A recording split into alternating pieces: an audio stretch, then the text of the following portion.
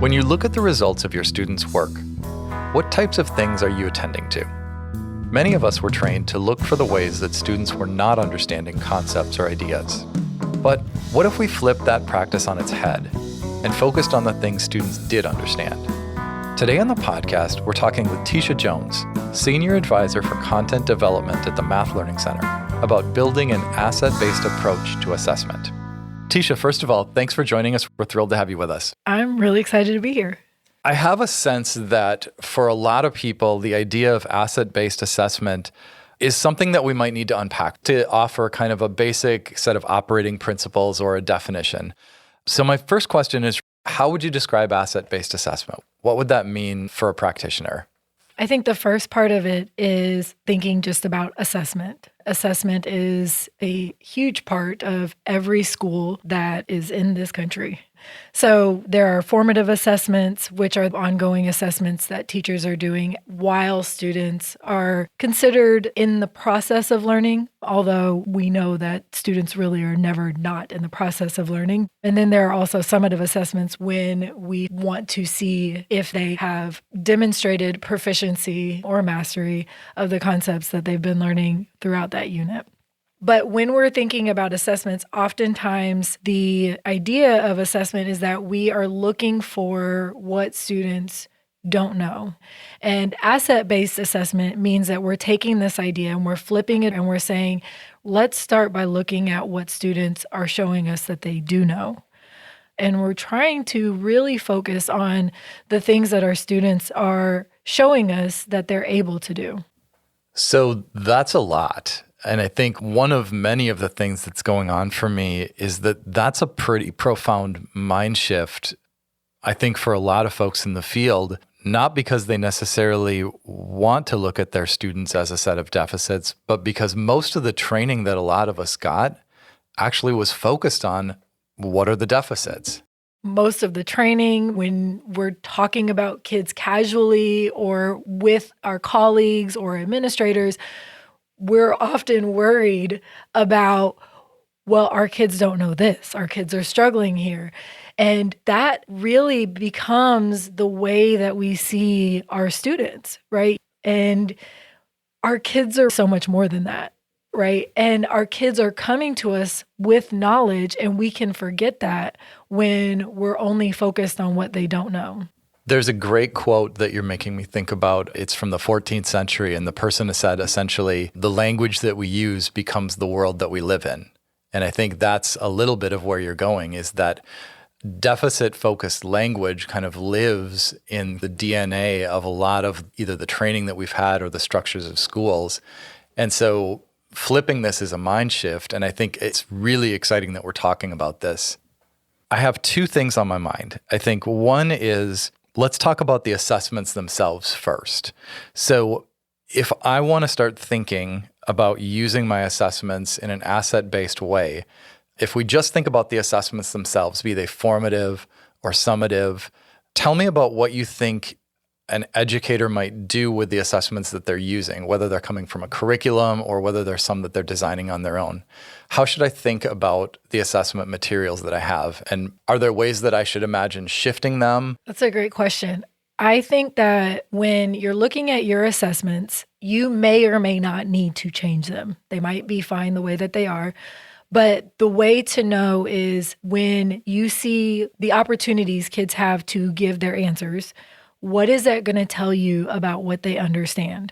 So if you have, for example, a problem that is computation, if you have a problem that has just asked the kids for an answer, or if you have a problem that's multiple choice, what are you learning about their thinking, about their understanding from what they put on the paper?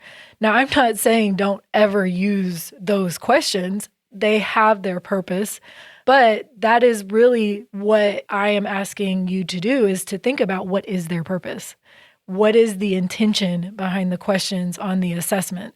So are there ways for you to open up the assessment to give kids more ways of showing what they do understand, as opposed to limiting them to saying you must show something in this way, or you're either right or you're wrong? Yeah, that really hits home for me. I think one of the operating principles that I'm hearing is regardless of what assessment tools you're using, creating space for kids to show you how they're thinking is really a starting foundational kind of centerpiece for asset-based assessment. Absolutely. And I want to also add that I'm talking a lot about paper and pencil because we think about assessments as paper and pencil, but assessment's also not just paper and pencil. Assessment, especially formative assessment, it's your conversations that you have with kids in class. As far as I am concerned, there is no better way to know what a kid's thinking than to talk to them. Talk to your kids as much as you absolutely possibly can. Ask them so many questions. Well, you're bringing me to the second piece about the assessments themselves. One piece is create space regardless of whether it's a question in a conversation or whether it's a question in a paper pencil assessment or what have you, for them to show their thinking. The other thing that it makes me think is part of my work as an educator is to look at the questions and say, what are the big ideas that I'm really looking for? And what is it that I'm hoping that I can understand about children's thinking with each of these questions that I'm asking? Yes. Beyond just right and wrong. Yes. This is hard work, but this to me is not extra work. When you think about a gap, sometimes that can feel very disheartening. It can feel like I can't close it.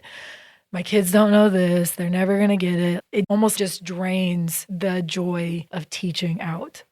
This is the job. And this is the part that I am hoping we can all get excited about. I am excited to know what my kids understand. I feel like that gives me a better entryway to being a better teacher for them.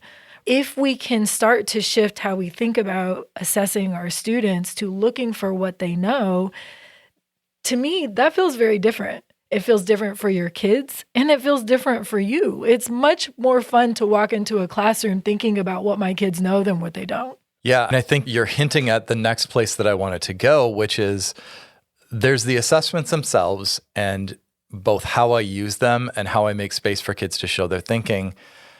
And then there's how do I approach the things that kids are showing me in their assessments? And I think that feels like another one of these mind shift pieces where what kept coming to mind for me is if you and I and a colleague or two were sitting together at a table and we were teaching third grade and we had a set of student work in front of us, part of what I'm thinking about is what would a conversation sound like if we were really taking an asset-based perspective on looking at our students' work? What questions might we ask? What kind of a process might we use to kind of really focus on assets as opposed to focusing on deficits and gaps? So as we're looking at the work, I think the best place to start is if we're talking as colleagues, what do you see that the kids know? What are they doing well? Whether you're talking about one kid or whether you're talking about a group of kids or your class collectively, what are they doing well? And for me, even just sitting here across from you saying this, that feels like a much brighter place to start. I'm like, okay, I'm into this conversation about what my kids know. And I would then start to say, okay, and how can we build on what they know? Ooh, I love that. Keep talking about that. So if we're looking at, say, fractions and we're kind of at the beginning, we could come in and we could say, oh, our kids are just not getting it. They don't know anything about fractions. And that feels very defeating. But if you start with, okay, well, I can see that they can partition into half. Great. Okay, so can we get them to fourths?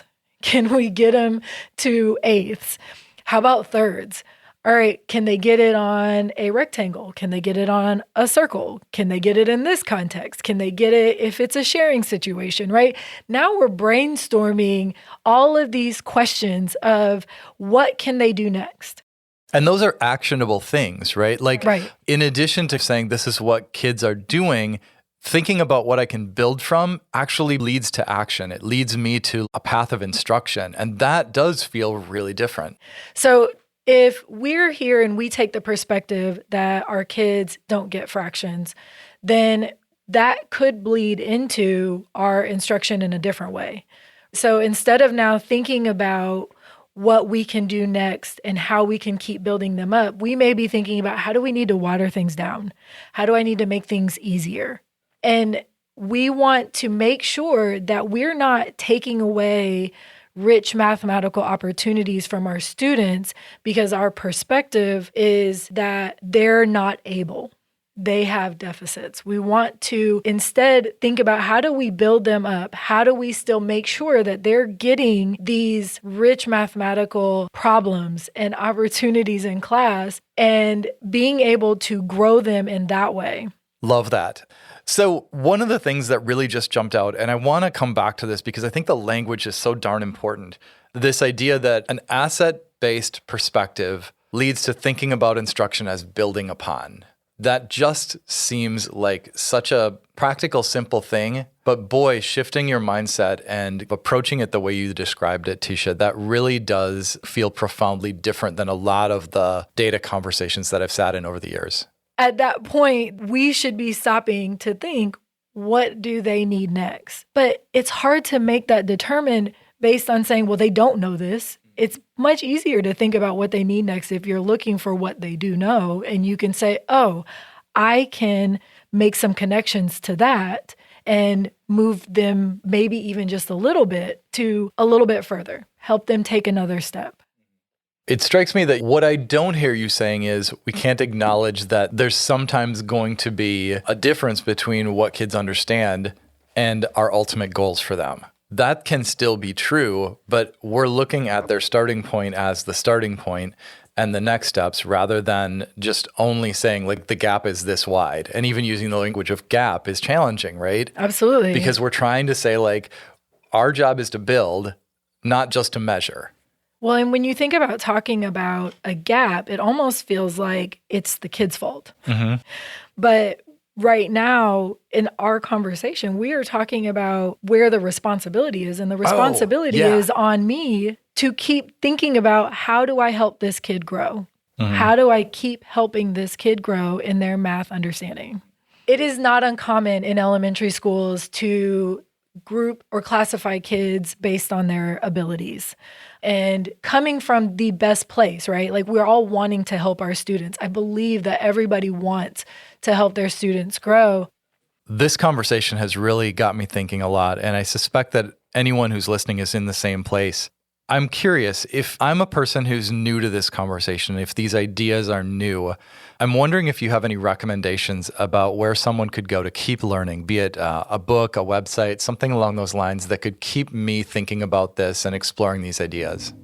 A good place to start is a book called The Impact of Identity in K-8 Mathematics, Rethinking Equity-Based Practices, and that is an NCTM publication. I love that one. It's fantastic. In fact, I've read it myself. We'll put a link to that in the podcast notes. That would be great. I think that it's a great resource for thinking about assessment and just equity-based practices in general. Fabulous. Tisha, it was lovely having you on. Thank you so much. It's been so much fun. This podcast is brought to you by the Math Learning Center and the Meyer Math Foundation, dedicated to inspiring and enabling individuals to discover and develop their mathematical confidence and ability.